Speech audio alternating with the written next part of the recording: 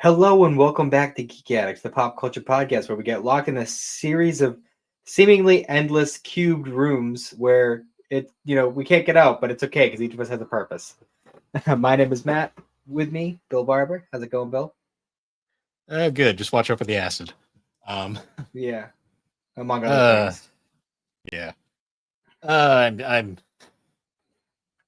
to say I'm a hot mess would be taking it lightly right now. I've been going through the ringer this week. Um, Yeah. yeah, it's been one of those weeks. I have had a massive migraine like all day, which was great. I hope you're Thankfully, doing kind okay of now. yeah, it's better. I took an Advil and that seemed to fix the problem, but who knows? um, Excedrin I'm doing. extra strength. I live by it. Excedrin extra strength will obliterate any headache. Mm. Yeah. Other than that, I also got like this like scar on my thumb that won't hasn't gone away in like 4 days. That's kind of fun. Um, Yeah. yeah, it's just one of those fucking weeks, man. End of the Yeah. year is coming up, dealing Mhm. with financial stuff. It's just the world. It's like everything Oh that could yeah. everything's great. Yeah, I'm with you. I'm totally with you there. Yeah, I got my transfer at work, so I'm in my department now. Nice. So my anime watching, well, yeah, it's nice. It's cool being able to do something different, but my anime watching is going to take a significant nosedive because it's not the kind of job that I can sit and watch anime while doing. Um, so Alex might catch up to me, assuming she's not Possibly. already where I'm at, but I she don't she know. may she may get the leg up on me in this last quarter. We'll find out. I'm ahead of where I was last year, so that's already a success for me. Um, Hmm. Yeah, I think I'm at like 60 something. So, hey, that's There you good for go. me. That's good for me There you for go. once. Um, yeah, I guess going over some of the stuff I watched. Was Kaiju over by the last time we recorded? I believe so. I believe so. I think it's been Yeah. over for a week or two now. Oh, you know what it was? I don't think we had watched the episode yet by the time when we did the last recording.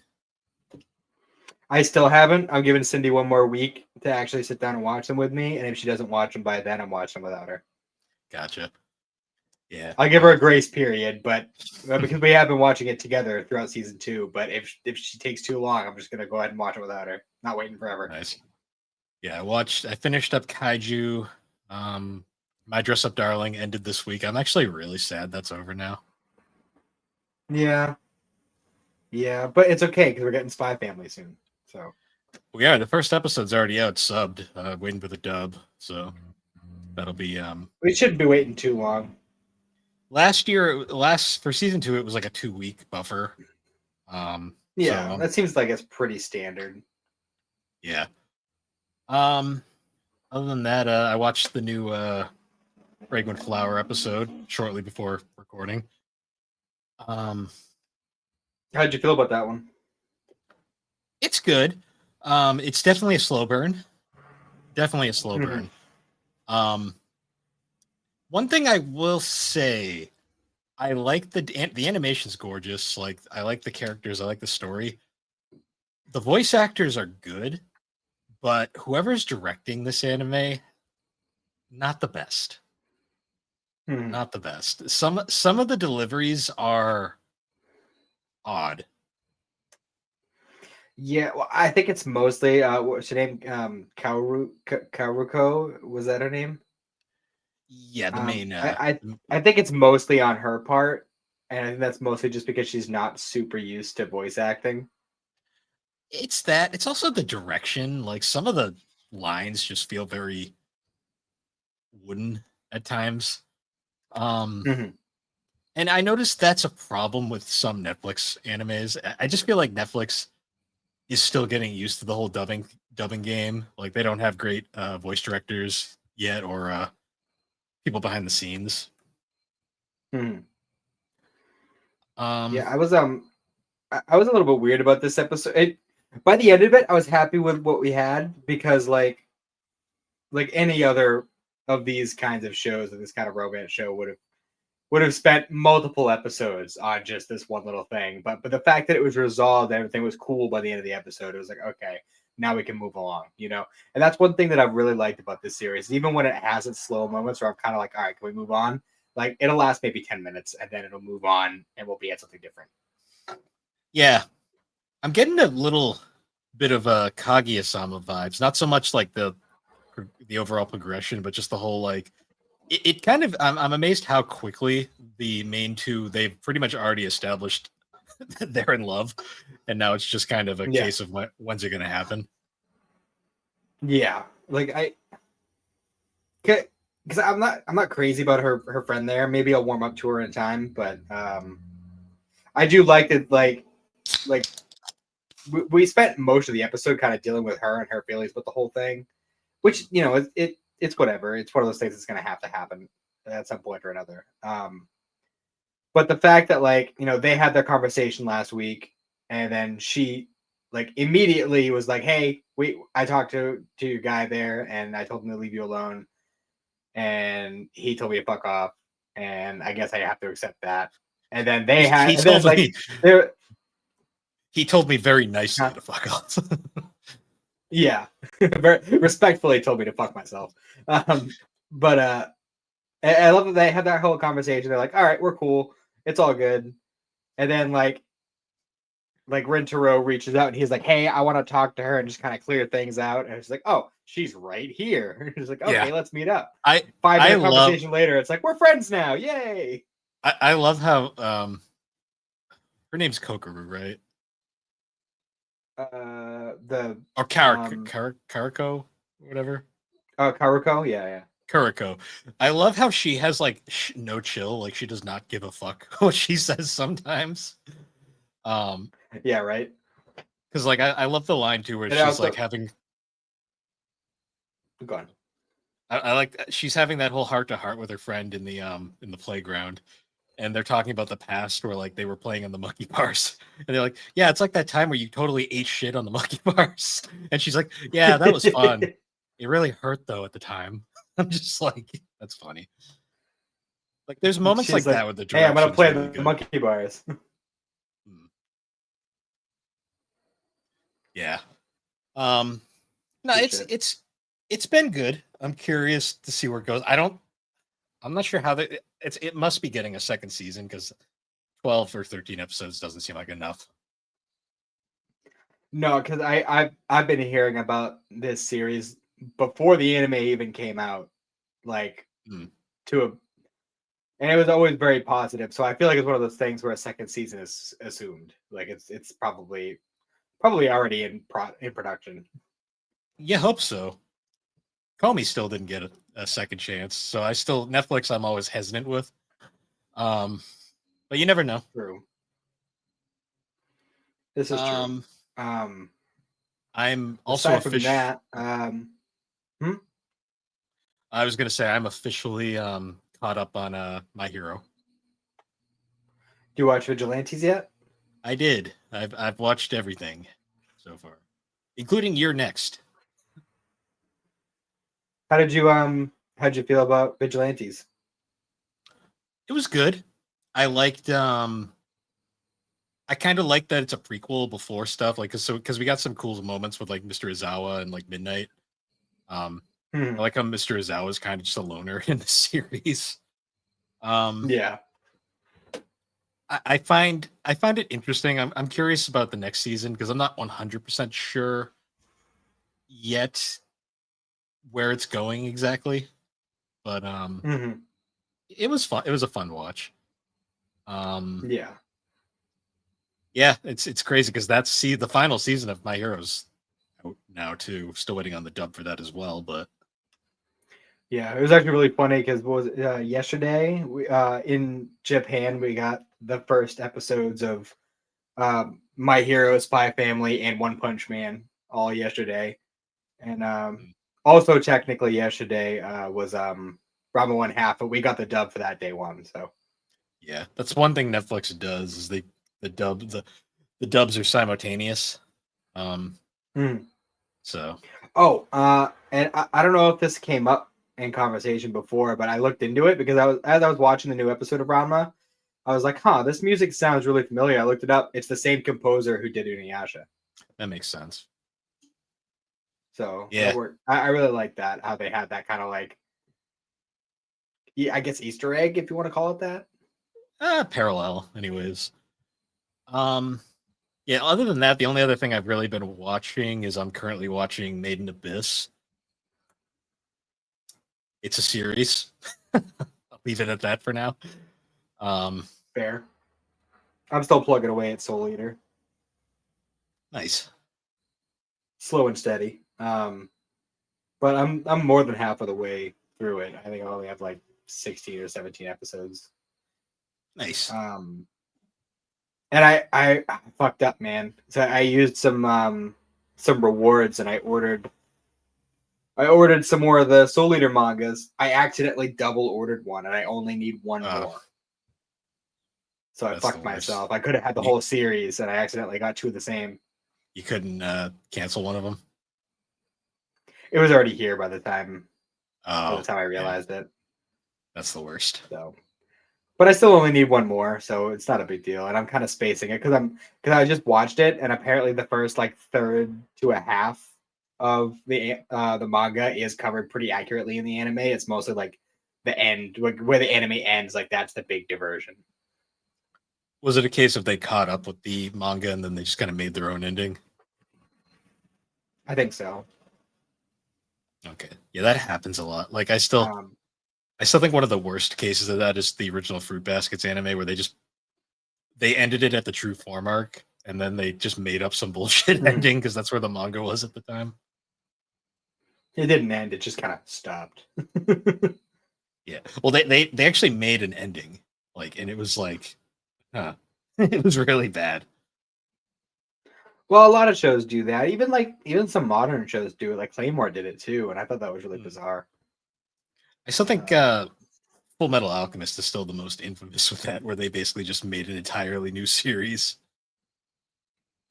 I mean, it's one of those cases where, like, if you watch it first, it's not that bad. It's actually pretty fun, pretty good.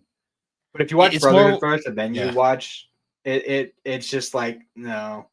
Well, it's really funny when you watch Brotherhood first and then you watch the original and you're like, wow, they weren't even fucking close. Like, no. They didn't even get the sins right. No, they added like different ones, and I was like, it's like wow, like that. It was interesting, but my God, it wasn't even close. Yeah.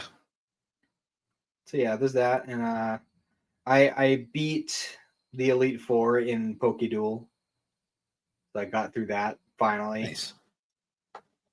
Kind of like in a weird void right now, trying to figure out what I'm gonna do next. Just kind of playing around with a couple different things.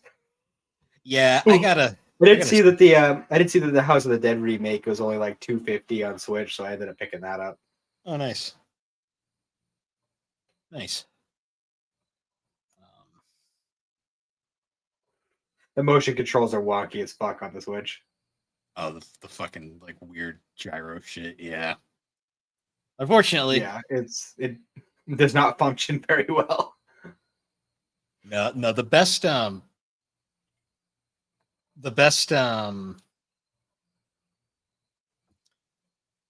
version of House of the Dead that I could think of is like the one on the Wii, House of the Dead Overkill. That game's a fucking joy to play. Yeah, that makes sense. Especially if they have one of those like little like plastic gun shell that you can put the Wiimote in. Yeah. That game being good. That game's funny because it's like a full-on like parody of like it's like got B-movie aspects and it's like very like self-aware. Like there's a line in that game where it's like talking about the main character and it's like so and so fucked his mother. So that's why everyone calls him motherfucker. And I'm just like, what the fuck is this game? Jesus Christ. It's one of those like amazing it's such a joy. It was also on the Wii, which was really funny at the time. That is funny because Wii is not a system you associate with stuff like that. No, but then it has games like Mad World and No More Heroes where you're just like, God damn. But yeah, I did that, and that was good. I also played a little bit more Borderlands over the weekend, just for shits and giggles. Yeah, that's a series I've tried to get into. It's never been my thing. Well, you're not much of a first-person shooter guy. It's not even that. It's just the humor did nothing for me. See, I don't even I don't even pay attention to what the characters are saying. I just run out and fucking do missions. Fair enough. Fair enough. I wanted to mention to you, I'm still totally down to do a watch party for it, but it was put on Hulu when October started. So which one? Sorry, you cut out. Oh, I was gonna say my other pick was put on Hulu at the beginning of October. Oh, okay, good to know. So that is available there. I like I said, I am still down to do a watch party if you want to, but that is an option now. Yeah, I guess we'll see how, because we have to watch party my pick still. My second pick. I guess we'll see how that goes, and if it runs late, we'll figure it out. But yeah, that's good. Well, I might, depending on how things go, I might end up having an opportunity to do a watch party like the week we'd actually be recording mine. So, depending on how it is, like we could just have two separate ones. Okay, that actually might work. It depends on how the plans end up going. Okay, well we'll keep that in mind, because that might honestly work better, just because it's a lot easier to do them like fresh after. But yeah, for sure. Yeah, I guess we've kind of waffled on enough. I guess we could move into the Untitled Darker Than Black segment. Yes. All right. So let's do this. I did not prepare. All right. Okay. City under crackdown, moist with tears. These are the last two standalones, right? The last two like two-parters. Okay. Because after this, it's pretty much just going to be the last three episodes are all like kind of just the crescendo of the series and just finishing it off. Gotcha. So like, so probably what'll end up happening is next week we'll just cover the last three and just that'll be it. Okay. Sounds good. I'll keep that in mind. So yeah, one more and then we can do the supercut of Darker Than Black. That's going to be fucking long. I can already tell. Yeah.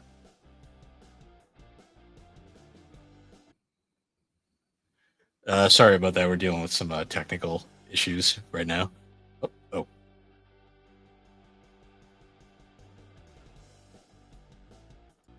All right. Sorry. This week is just going wonderfully. Yeah. No kidding.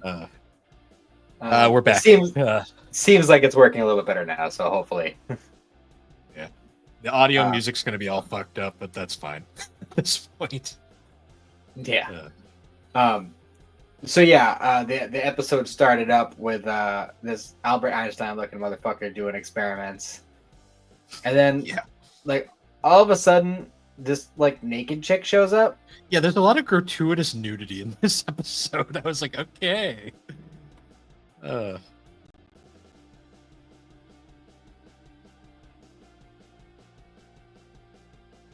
no.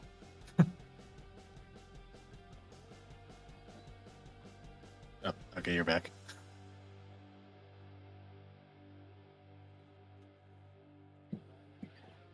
Hello.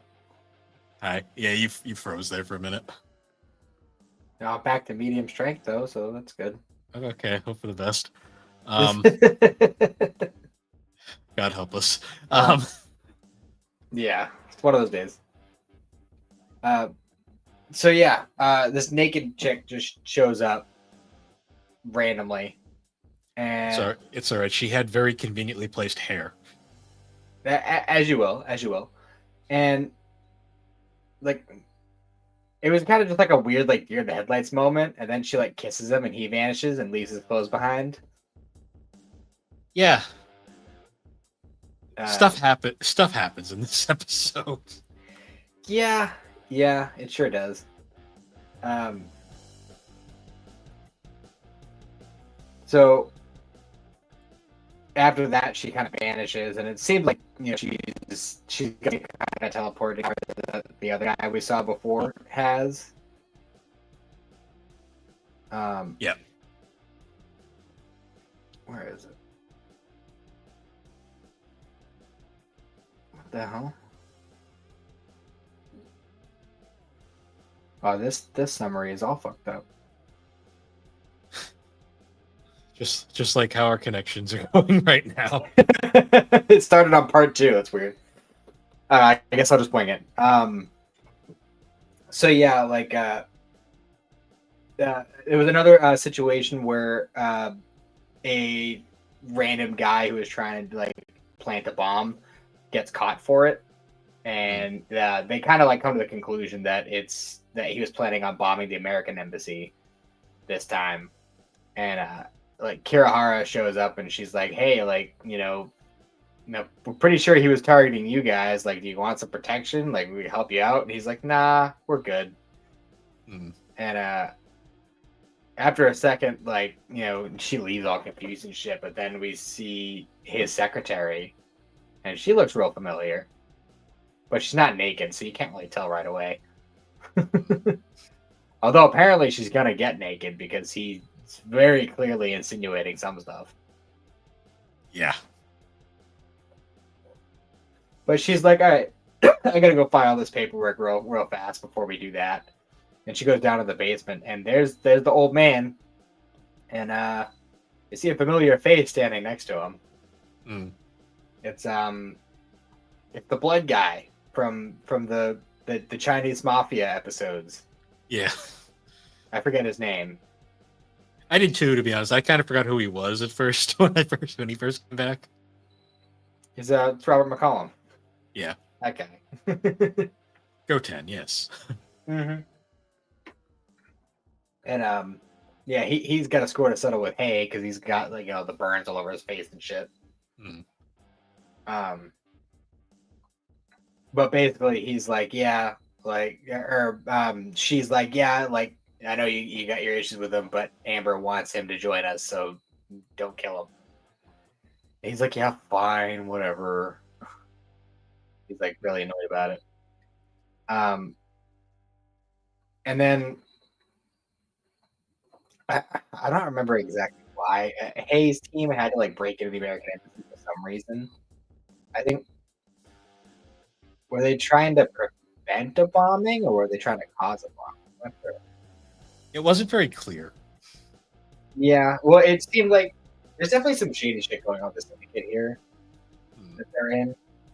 Because we'll just jump ahead. Like the long story short is like there's like this big conspiracy going on, and what the doctor guy is trying to do is they're trying to figure out a way to kind of like access Heaven's Gate because Heaven's Gate isn't destroyed; it's just inaccessible. Yeah, they make a whole point about like they're like, oh, it wasn't technically destroyed. It's just not here anymore. And I'm just like, Yeah, okay. That makes sense, I guess. Pretty much something like that. Some weird time space dysplasia, something or other like that. But essentially, if they can figure out how to like reactivate it or whatever, then apparently they could just wipe all contractors from existence, and that's apparently what like a lot of different people are trying to make happen. Like this, like the syndicate's kind of involved, the British intelligence agency is involved, like all these fucking people are involved in this thing. Yeah, and like I can kind of see it, but at the same time, like it's like he made such good use of them, though. You want to do that.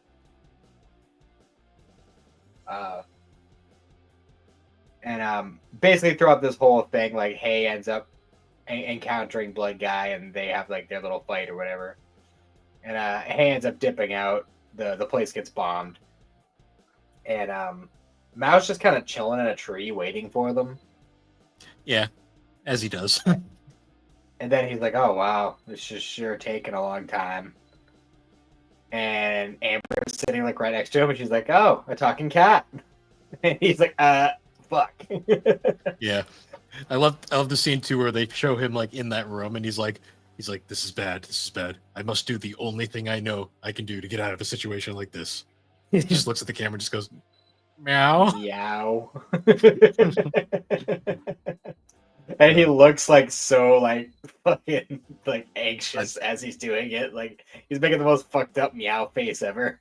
Yeah, and I love the fact too that throughout this whole next part, he's like acting like trying to be like he's trying to act like a normal cat the entire time, and they're like, "Oh yeah, he's also a contractor. Don't worry about him." Yeah, I love that scene too. The doctor walks in. He's just like, "Before we have this conversation, how many of you are normal? Like, and how many are contractors?" And she's like, "We're all contractors." He's like, I guess my only friend in this room is the cat." It's like, "No, he's a He's contractor also too." yeah, he's also a contractor. It's like, really, really? Yeah, Oh, so we totally missed all this. So, Troy Baker's been like super involved in all these episodes, and he was there at the embassy, like part of the whole thing. he gets a And full-on nude scene too in this fucking episode. Like, yeah, from the bottom, like looking up too, it was bizarre. there's a lot of ass So shots in this episode.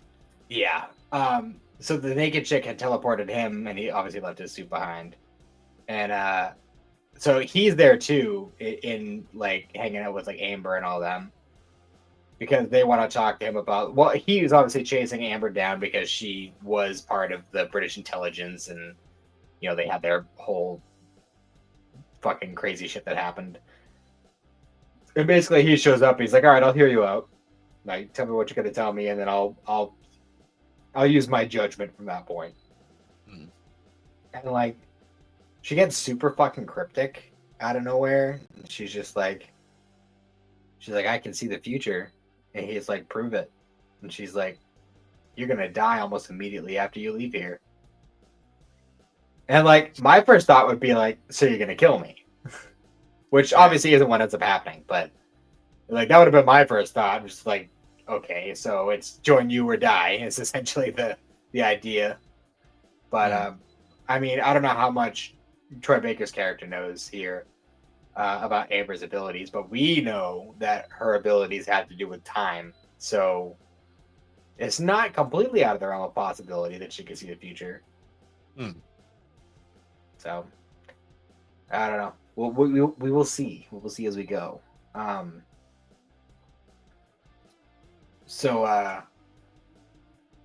they basically just kind of have like this big basically just chilling, talking the whole time, and like we eventually we get a quick scene of Hay talking to Huang and Yin, and they're trying to figure out what to do. Like Mao was captured. We really don't know how to continue, and it seems like Huang's just like, "What do you mean? What do we do? Like, he's lost cause. We lost him. He's not part of the group anymore." Like that's exactly what he would say too. And Hay's just like, "Nah, kind of like that cat." Yeah, Hay does like the same thing he does every episode. He's like, "No power, friendship, talk no jutsu, right? Safe friend." Something like that. Yeah, He's like, "No, I'm the only contractor who cares enough to do things like this." But yeah, he also does have that beef with Amber too, so it also kind of like, is he really going there for Mao, or is he going there because he yeah. has beef with Amber? That was my thought the whole time because I was like, is he using Mao as an excuse, or does he actually, or is like does he actually care? Like that was my thought. It's kind of what it seems like to me. But so like, yeah, she goes over the whole thing, and then Hay ends up breaking in to try and get Mao out, which apparently they were just gonna let him go anyway. So like, you know, whatever. Yeah. But he breaks in, and he has a whole other big fight with Blood Guy, and basically he ends up encountering Amber, and there's like this weird moment where I think he's like going to Zapper or something, and then we start. The weird thing happens where like everything starts kind of resonating and glowing blue, Yeah, almost exactly like what happened when Hay was in the gate when he was fighting his friend with a cartoon rocket ship. Yeah. It was almost exactly the same thing, and he heard his sister's voice here, and like everything just kind of stops all at once, and then the doctor just starts losing his fucking mind. Yeah. Because apparently, because he was just putting the pieces together or whatever, and apparently Hay's power is directly tied to what caused the Heaven's Gate incident. Like Oh yeah, something about his power triggered it. yeah, because isn't that like they kind of imply that Hayes' power is more complicated than we initially thought? Yes. There's also another classic moment of Hay almost getting caught and somehow getting out of it.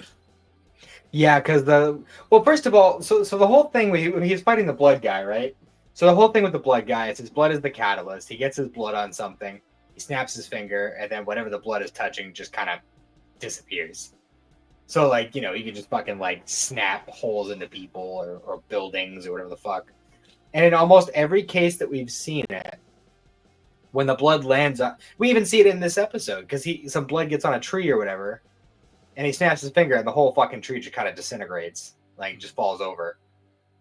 But when it lands on his mask, just that little tiny piece comes off, and he's completely fine. Yeah, his powers are they got whatever the fuck he feels like mode, I guess. I guess his main character plot armor is just too strong. I love the fact that he's sort of exposed but not 100%, and it's another case of like he gets caught again, and they're like, "Wait a minute, I think I've seen you before, but I'm not 100% sure." Yeah, it was like you look familiar, but I kind of need to see more than just your eye to figure it out. Yeah. Yeah. Meanwhile, if only she knew, it was the guy that she runs into constantly. It was the guy that she last saw buying women's underwear. Yeah.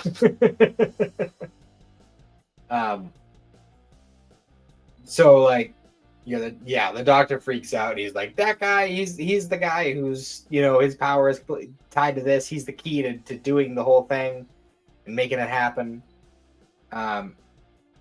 And then Hay gets Mao out, and they're all having their big conversation about like, hey, what happened in there? What did you hear? What they say? What they do? And he's like, well, they told me everything, and apparently there's this big conspiracy that's going to result in every contractor in the world just kind of disappearing. Yes. And Hay gets real mad because he's like, you're trying to tell me Amber's the good guy? Like, fuck that. And he like punches the bench and like shatters it and just fucking leaves. It was like, damn, dude. like, you're really that mad about it, right? All right. Like, God forbid she's doing something good. Like, I know, right? She's fighting for equal rights and trying to prevent fucking genocide. Like, that bitch. Oh man, yeah, that was quite a moment. Yeah. So then after that, we kind of get a bit of a reveal on what's going on with September 11th. Yeah. So after he had left, he basically like had like this big like collection of information or whatever about the whole thing, and he ends up confronting his boss and basically just being like, you're in on this, like you're trying to do this, whatever.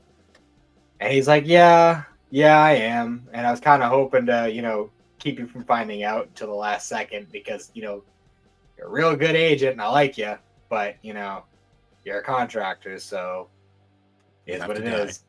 Yeah. And he wasn't having that, so he had like a cup of tea or something, or it was like a cup of, or what was it, like a bottle of booze or something? He fucking killed them all with a bottle of booze. Yeah, but he did get shot a few times, and ultimately ended up dying. I like how they don't show you what exactly happened in there at first until after he's like, I don't need to pay my price this time, and then it cuts to showing the other guys. It's like, goddamn, he fucking wrecked them. Yeah, he was just like, I may be about to die, but I ain't going alone. Yeah, and it just cuts to that scene. It's like, holy shit. Yeah. Um, And April and July are still kicking though, and they thank Kirihara, who was involved in all this. We haven't mentioned her much, but she they doesn't thank really her do for. much. She's just kind of a background object in Yeah, this she one. she was scapegoated and arrested by Pandora real quick, and then they were like, "All right, you're good to go. Bye." They just needed a few more excuses to have like close up ass shots of her because that just is like anytime she's on screen, I swear to God. Hmm. Um, but yeah, basically like April and July are just like, "Hey, thanks for giving a shit about him. We appreciate it, but we're out." Yeah. This was another one of those like pairs of episodes that were clearly setting up for like the finale. Hmm. Um, Yeah, for sure. There's probably gonna be a lot in the next set of episodes. They're gonna be kind of just throwing everything at the wall, tying up all the loose ends. yeah, it's crazy because we'll be officially done with Darker Than Black. Hmm. Wow, crazy. What a ride that's been. Yeah, right. We've been on that one for a while. Yeah, but yeah. So next week we're gonna wrap it up. Hmm. So look forward to that, and then the supercut will be out. Oh boy, but now on to our actual topic for this episode.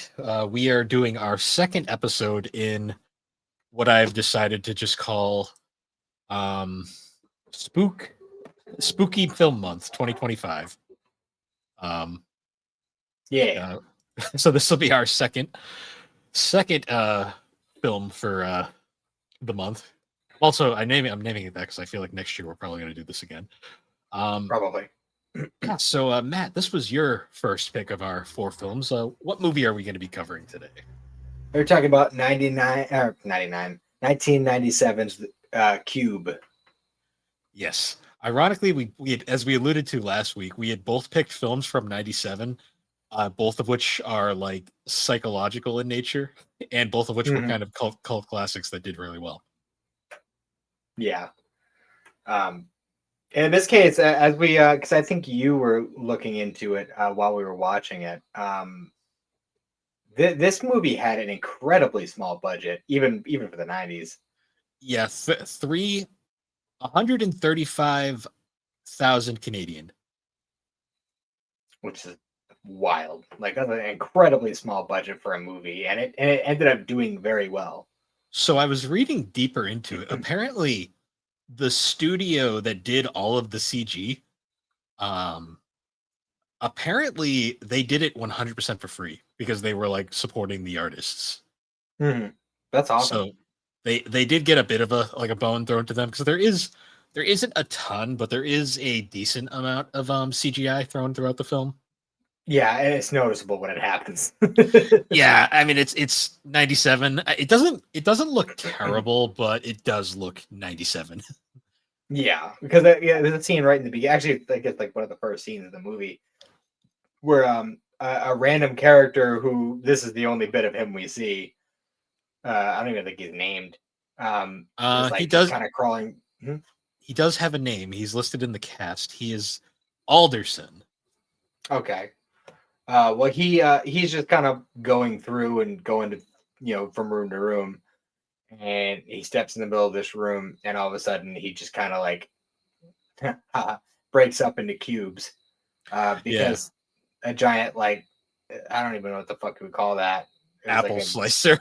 it was like an apple slicer, but made out of like wire. Uh, just kind of like swung down and just chopped him into pieces, and then like folded up, and that was like a super CG, like obvious CG like effect when it was folding back up to the ceiling. It just looked Yeah, very awkward. that and when his like body falls apart, it's like Yeah. ooh, like yeah, this was yeah 97. But hey, it doesn't look awful. It just No, looks very. I bet in '97 it looked fantastic. I mean, for the budget, yeah. Um, what's really funny though is that character literally appears in that one scene, but he's Mhm. on like the cover of the film, like he's like kind of in all the promotional marketing, and he dies within like Yeah. the first 5 minutes. Yeah. And then they never even like encounter his body at any point either. No, because the cube is a wonderful mystical place of confusion. Yes. Yes, it is. Um, so like in the movie, when the movie like actually like fully starts, like the first character we meet is Quentin, who's just a lovely human being. Yeah. Sorry. Um, yeah, he appears. Forest Wind. Oh, you're robotic. Yeah. Yeah. Whoa. Um, Robotic. oh. Okay, sorry about that. Another technical delay. Yeah, Quentin, the hero of the film. Yeah, that's what you want to call him, sure. But like he's like the first character we really get a close up on, and he thinks like he's the hero. That's for sure. yeah, that's for sure. And he ends up in the room where Worth is just chilling, and like this is kind of the room where just everybody kind of meets up, except for one who we meet later, and just Yes. by chance everybody just happens to wander into this particular room. And we got 11, Oh. who is our Sorry. hopefully we're back. yeah. So yeah, we think we have like 6 people total that we kind of spend most of the time in the movie with. Yes. With Quentin, who's the cop. We got Dr. Helen Holloway, who's obviously a doctor, but you know, a pre-clinic doctor, so they're not like a specialist or anything. I'm sure nothing Worth, bad will happen to her. no, Worth, who is an engineer. The Renz, who is an escape artist. Levin, who is just like a college student, I think, but she's like real good at math. And Kazan, who is a mentally challenged individual they encounter partway through the movie. Yeah, they use a few words where I'm like, oh, this was the '90s, all right. To Yeah, describe them. yeah, for sure. You can fill in the blanks there. And there's many other ways that you can watch this movie and say, oh yeah, this is the '90s, because some of the acting is questionable. Well, most of these were like Canadian like unknowns at the time. Like, and honestly, most of them, other than I know Levin's actor went on to star in Star Trek, but Mm-hmm. most of these other actors had careers, but nothing I recognized immediately.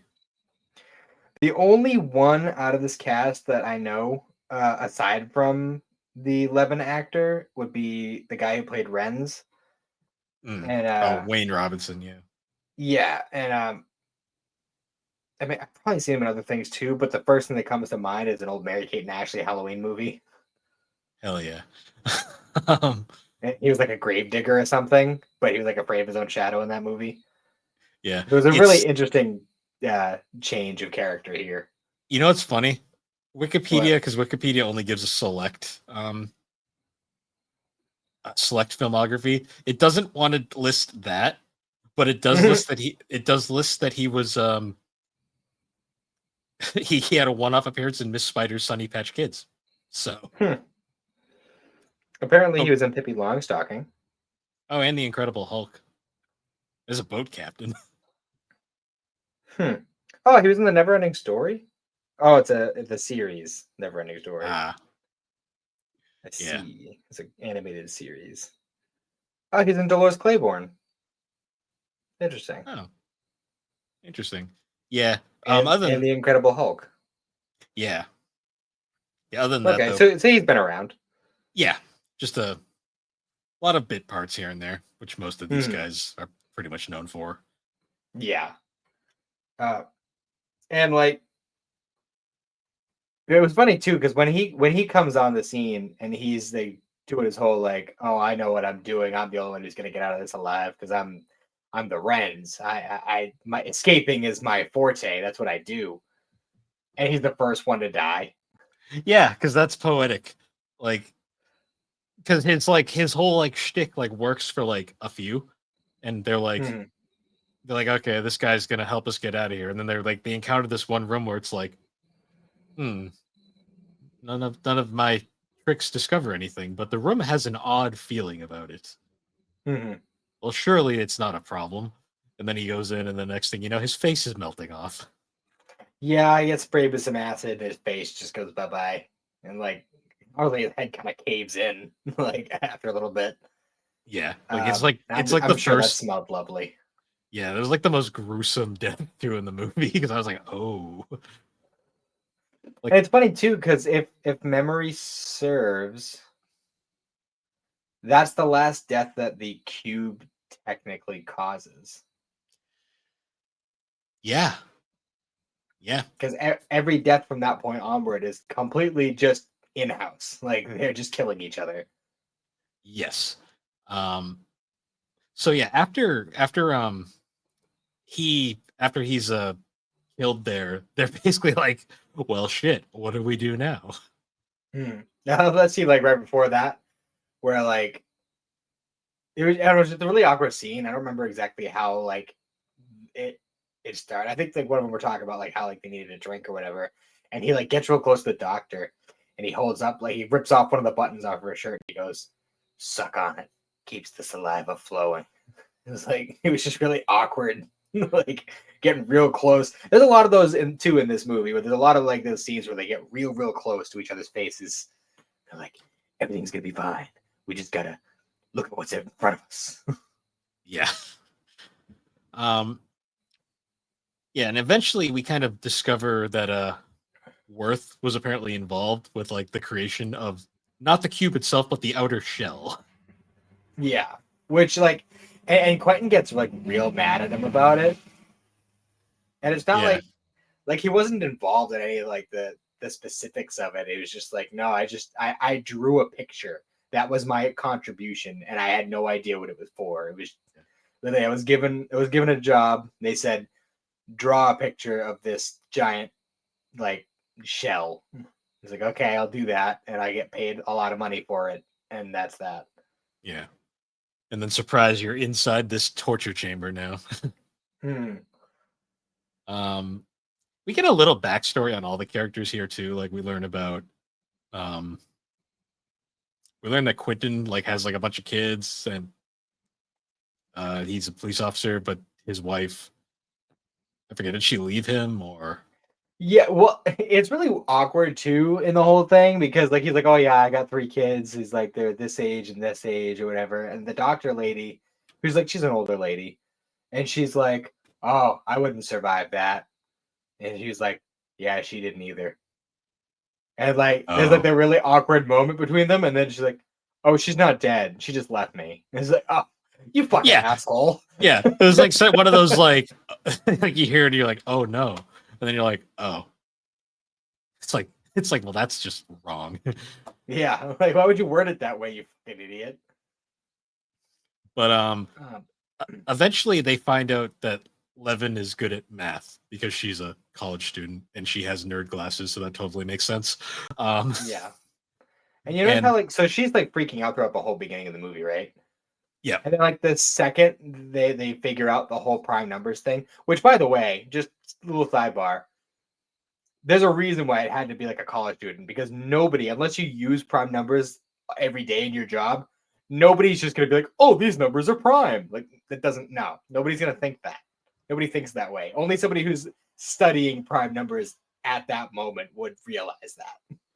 yeah, Um, But yeah, her personality completely. As soon as they figured that out, her personality completely turns on his head, and all of a sudden she's like the ugh, like kind of girl, you know?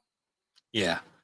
And then they start like kind of using this weird like math equation thing, and they start going from like room to room, and things are kind of going okay for a little bit. Hmm. I forget. Did they run into uh, Kazan next here, or is it shortly after? I think it was definitely after what's his face got his face melted, the Yeah, Rengs. I think it was a little bit after that, and then he kind of. I think what it was when they were moving along with the prime numbers thing, And they were like, "Oh no, we hit a dead end. Like everything, we're gonna have to backtrack." And they're like, "Oh no, there's a hatch above us." And like Quentin climbs up and opens it up, and he just falls. Yeah. And that's how they meet up with Kazan. Kazan. Yeah. Some interesting names too. Yeah, I think it's supposed to be like I can't tell what the time frame of this movie is supposed to be. I'm assuming it's like some dystopian future setting. I don't know because like the way it's all set up, it seems like they're just like regular everyday people, and that this thing was just built somewhere, and like Mm. because this isn't like a thing that they're like, oh yeah, this kind of shit happens all the time. My neighbor was taken and thrown into a giant sphere. Like this isn't like something that happens. It was just like a weird like what the fuck kind of thing. So I don't know. Like I always kind of took it as like this is just the regular world. Just somebody built this thing and said, hey, you know what would be cool? We threw some randos in it. Yeah, and just watch what happened. Yeah. So what happened next after they got Kazan to the group? Well, they kind of like reorganized like how they were, um, how they were set up. Like like the doctor lady was taking care of Kazan. Um, Quentin's just getting more and more unhinged as the movie goes on. Well, yeah, because Um, he can't really deal with Kazan because Kazan is kind of he's disabled and it shows really fast. yeah. Because there's also that point where because at one point Worth makes that whole comment basically saying like these numbers might be completely meaningless mhm, when they're doing the whole prime number thing, which is kind of supposed to foreshadow that they're not really on the right path. mhm. Because eventually there's a point where what's his name? I already forgot. Where Quinn goes into one of the rooms, and it seems like it's the next room, but then suddenly like he's in like this like he sees this like wire trap thing that's about to It's like fucking a like it's like a bird cage kind of. yeah, and it's gonna like wire like squeeze him into this like rope, and it's like Yeah. oh that's dangerous, and he like barely survives that one. Um, Hmm. and at that point he's like all right, so this system doesn't work at all then.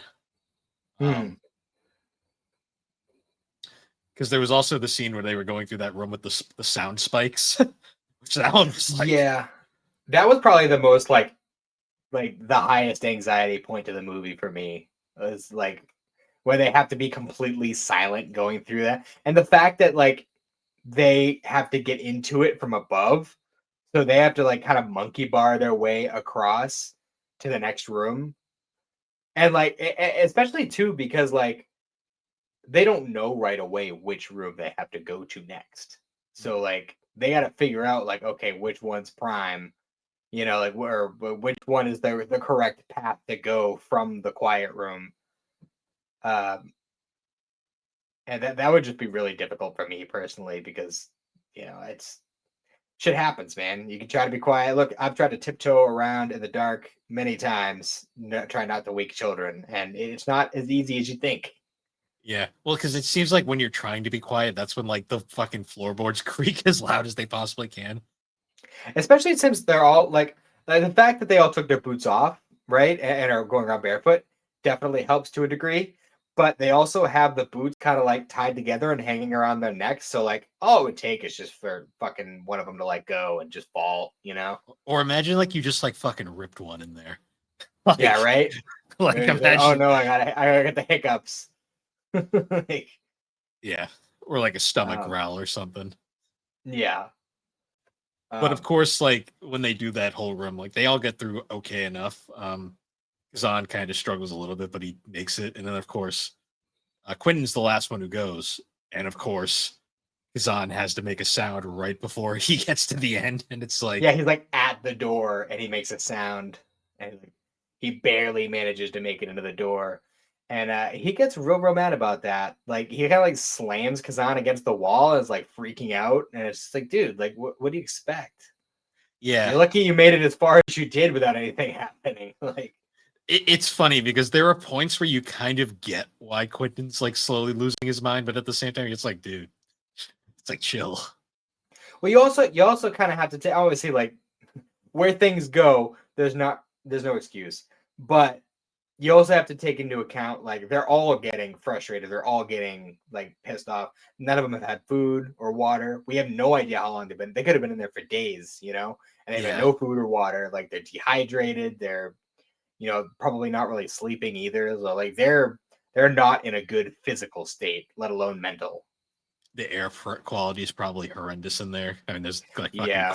there's fucking corpses laying around. So And I love like the whole like I don't even remember what they were arguing about, but they're all arguing about something.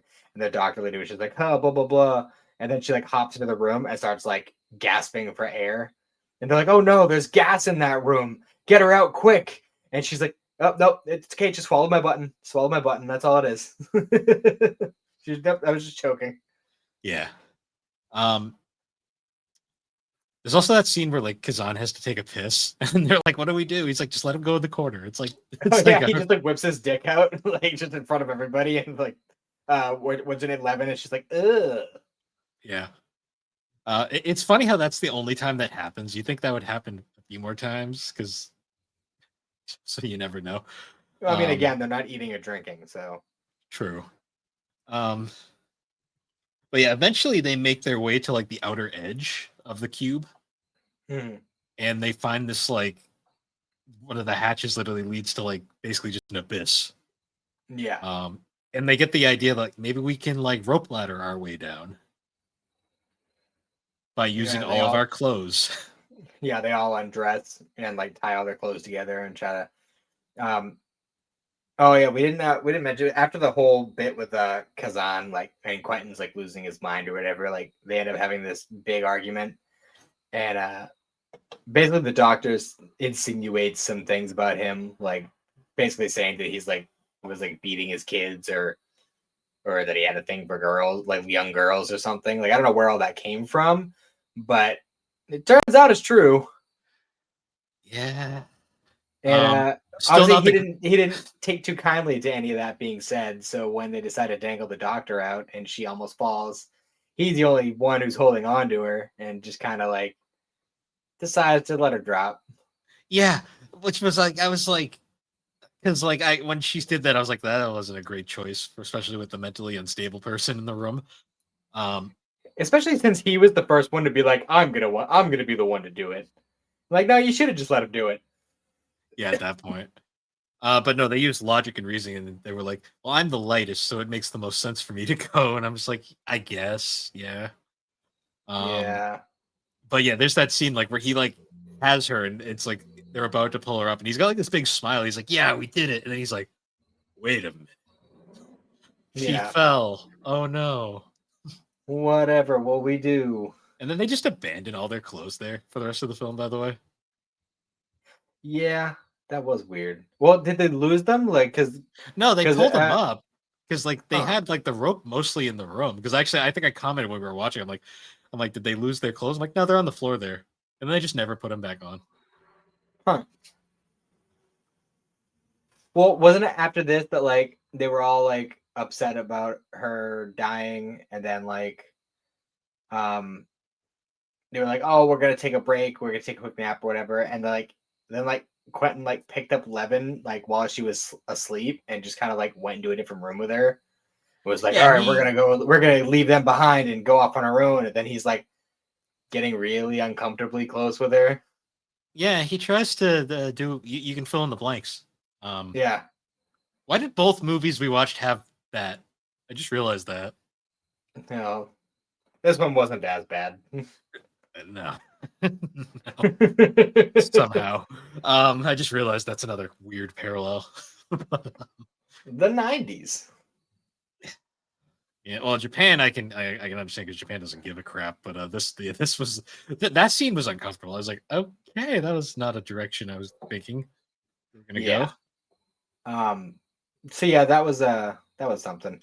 But then Worth comes out and fucking they smashed him in the head with a boot or something.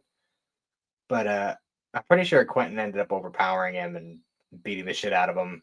And He then from did, that point onward, he just starts tossing him into the rooms to see if they're trapped. yeah.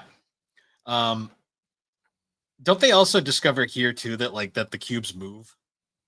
Yeah, it was around here. Yeah, that they figure out that guys, you know what it was? It was because they ended up back in the room with the Ren's body.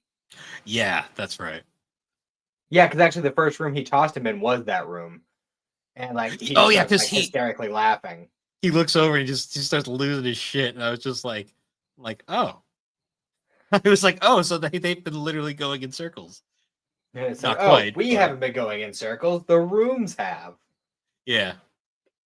And ultimately, Levin ends up figuring out like how it all works. And Worth has been putting in his 2 cents about like the design of the shell and everything. He's like, oh, there's one exit.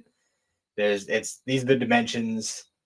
Um, so like basically like this, this is the room that would lead to what would be the bridge between the cube and the outside. Hmm. So basically, they just kind of have to wait, or they're close to it, something like that, because they end up they're moving along, and as they're going, Worth slams the door on Quentin's head, Quentin's neck, yeah. yeah, to like kind of hold him back, and they end up escaping from him because well, he was still chasing after them, and what ended up happening was Worth hid in the room below. And then when Quentin stepped on the door, he opened it and dropped him and got his head pretty good because he was bleeding. He was bleeding pretty good. Yeah, I'm sitting there thinking like, oh, I'm sure he won't be a problem later. Yeah, right.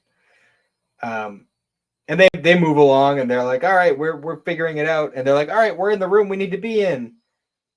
And then like as Kazan's getting ready to move into that room, they start shifting again. So he moves to a different spot, and they're like, fuck, we got to find him. Yeah. And they do end up finding him because it turns out he wasn't too far away. Because they could hear him because he started panicking and making the noise he was making. And they were like, follow the sound. Yeah. And they end up getting him back to the room they need to be in time for the bridge to show up. And then it shows up, and they're like, yes, we did it. They open the door, and they can see the light. And they're like, we did it. It's awesome. And Worth just kind of slumps down, and he's just like, yeah, I think I'm going to stay. Yeah, I was like the whole time I was like, why are you? I'm like, just go, just fucking go. Like, why are you Yeah, taking right. your time? And then of course, surprise, as like they're as Worth and Levin are having this kind of sweet, heartwarming moment. Surprise, Levin gets stabbed from the back because surprise, Yeah. Quinn's still alive because you didn't make Yep. sure he And died. he apparently somehow had taken one of the handles off of the cube doors and used it as a weapon. Also, So he like fucking. how did he fucking make his way there? That's that one. That's still my question. Yeah, it must have just been pure chance because Must he have he because you know he doesn't know fucking math. no. That was one of the moments in this film where I was kind of like, yeah, bullshit, but okay, I'll let it accept it because it's a movie. Well, I mean, um, they knew that they weren't that far away from where they needed to be when they figured out the whole situation, and then when Kazam was freaking out, it's possible that he was following that, hmm. like following the sound. Although you'd think they would have heard him open the door to get in to their room Yeah, because it's not quiet at all. To the no, point where when they had to go through the quiet room, they made it a point to be like, "Oh, the sound of the door must be specifically like programmed to not set off the sensor yeah, because it's a very loud sound as they open the door yeah, and turning because the it's like valve, a the yeah friggin' levers too. it's like a vault hatch. Hmm. Um, so yeah, he fucking stabs Levin, and Worth is real mad about it. Yeah, because Um, that's kind of it's like very subtly implied that Worth kind of likes Levin. yeah. Well, Um, at this point, as he says in the movie, the only thing he has to live for is a fairly impressive collection of pornography. yeah, yeah. Um, Um, but so yeah, they kind of have their little, fight or whatever, and he's like, "Kazan, go through the door, get out, whatever." And he opens the door to leave, and like, uh, Quentin like goes to follow after him, and he's like, so at this point, Kazan's on the other side. He's out, and Quentin's got him like by the arm or something, like trying to pull him back. But Yeah. then Worth grabs him from the other side and is pulling him back, and then the cubes start to move. Yeah. And Quentin goes squish very quick. Yeah. Thank God. And that fucking scene of like the cube moving, you just see the fucking blood smear. I was like, oh, he's done. Yeah. Yeah. So at this point, Levin's dead, and Worth is dying because he was stabbed.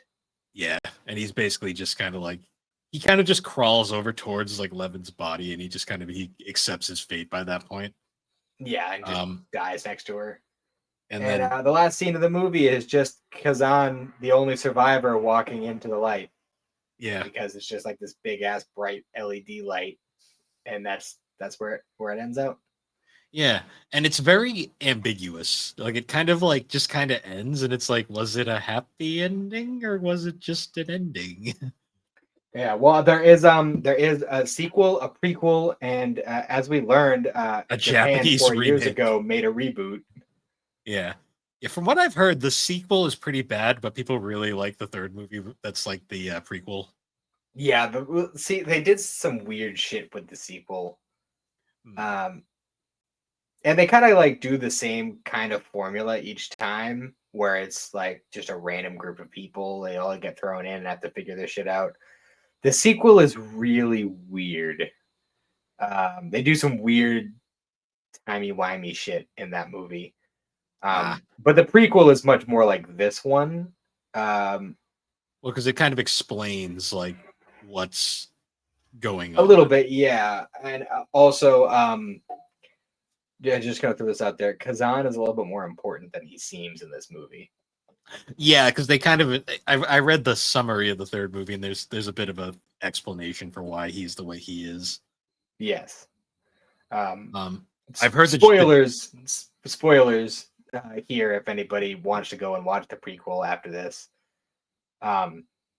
Essentially, what it is Kazan was involved in the making of the cubes, and he I don't know he rubbed some of the higher ups the wrong way. Yeah, I don't remember. It's been a while since I watched it, so I don't remember the exact details. But he rubbed them the wrong way for some reason. Ultimately, they like pretty much lobotomized him and then threw him in the cube. That's essentially what happened. And from what I've heard, the Japanese remake is atrocious. So I might have to watch it just out of curiosity. Yeah. We had talked about the budget for this movie. So obviously 350,000 Canadian. It made 9 million. Which is quite a significant turnover. Yeah. Like usually you hear a movie makes 9 million, even like in the 90s, and you're like, oh, that's not great. You know, it's not awful, but it's not great either. But like when you consider the amount of money that was actually spent on it, that's a significantly huge turnover. Yeah, because if you look at the sequels, like the sequel doesn't say what the budget was, but it only made 3.5 million, which isn't anything to scoff at, especially if it didn't have a super huge budget either. And then Cube Zero had, there's no info on how much it made. So yeah. Either way, it was a smash success. It basically legitimized the Canadian indie scene of filmmaking. And it gained a massive cult following in the process. Yeah, I watched it for the first time. It must have been back when we were living in the apartment. So it was a good like 6 or 7 years ago, I think, at this point. I really liked this movie for all its 90s cheesiness. It's a really fun, like it's a fun psychological thriller for the season, and it leaves a lot like up in the air, and I kind of like the mystery of it. Yeah, where you just never know. Yeah, it kind of just the whole time you're like, where is this going? And like once the big payoff comes off, you're like, oh. And then you're still confused, but at least you kind of like you were like, oh, that's cool, I guess. For sure. Well, what did you think of the movie? I liked it. I gave it like 3.5 stars on Letterbox. It was enjoyable. It was definitely a little confusing at first. Yeah, I mean, it's not the best movie of all time, but it's a perfectly functional movie for the season. Yeah, like if I think it'd be cool to like do like a rating, like a ranking after each like movie we watch, like of what we have, and just kind of build off of it. Mhm. If I had to say right now, I think I liked Perfect Blue as a movie more, but I think the concept of this one was more interesting. Mhm. That's fair. Um, yeah. For me, I mean, you have a history with Perfect Blue, so I can understand. I personally would put this one higher just because I still don't know what the fuck I watched when I watched Perfect Blue. I That's probably fair. have to watch it a few more times before I could really fully comprehend. Maybe even read the book before I could really fully comprehend the story and like what it was trying to do. It was trying to blow your mind. That's what it was trying to do, and it Well, succeeded. it's definitely succeeded, but I'm still fucking trying to figure that one. I think I feel about that movie kind of like the way you feel about Attack on Titan. Only Attack on Titan actually Oh, answers questions. it lives in your head rent free, and you think about it at times, and you're like, you just try to figure shit out. Yeah, Uh, yeah, Perfect Blue is one of those movies. for sure, for sure. But yeah. So next week we are going to be continuing on with Spooky Film Month. With my second and final pick. Did we reveal what the next film was going to be, or are we going to? Yeah, I think we We can did. reveal it. Yeah. So for next week, we are going to be talking about The Fly. Not the original movie. The we're going to be talking about the David Cronenberg remake starring Jeff Goldblum. Um, as the tagline says, "Be afraid, be very afraid." I'm looking forward to it. I have not seen this movie yet, so this will be fun. I do like that Okay. we both picked movies that the other hasn't seen. Yeah. No, that's actually kind of fun. Like, because we'll have genuine. The watch parties have been really fun because it's been there's been genuine reactions to them, which has been Mhm. cool. Yeah, Um, but yeah, so next week we will be talking about The Fly, and I'm looking forward to that one because that movie's an experience is the best way to yeah, put it. for sure. But yeah, so once again, guys, thanks for putting up with our technical difficulties. This was a bit of a struggle, but we made it through. We made it through Mhm. like the week. Um, but once again, guys, thank you for joining us on Geek Addicts. You can find Geek Addicts on all the major podcasting platforms, particularly Apple Podcast and Spotify. Be sure to check us out on the Superpod Network. That is superpodnetwork.com, an awesome site where you can find a whole bunch of different videos, blogs, games. There's no games on the site. What am I saying? Videos, blogs, podcasts. Um, you can also check out the blog this week. We are doing our annual Spooktober, where we're all covering a bunch of different horror games. We've had a few come out this week. I have my blog on Carrier coming out fairly soon, so be on the lookout for that. And if you'd like to participate in the game club, this month's game is House of the Dead, and there's a very convenient remake available on Switch and all the modern platforms. That's very cheap. So I'd look into that now. And if you'd like to participate, more power to you. But anyways, guys, once again for listening, and we'll see you all later. Have a good one.